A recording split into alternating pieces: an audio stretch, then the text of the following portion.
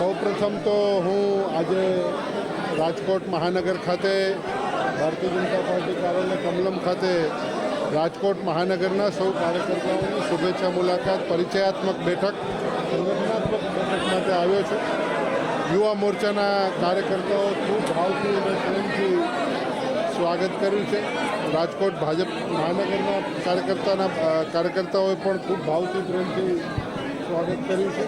અને આજે આખો દિવસ સૌ વિવિધ શ્રેણીના બેઠકો વિવિધ શ્રેણીની અંદર અલગ અલગ તબક્કાની અંદર કાર્યકર્તાઓ સાથે વડીલો સાથે બધા સાથે એક બેઠકનું આયોજન કર્યું છે અને આ એક સહજ પ્રક્રિયાનો ભાગ છે.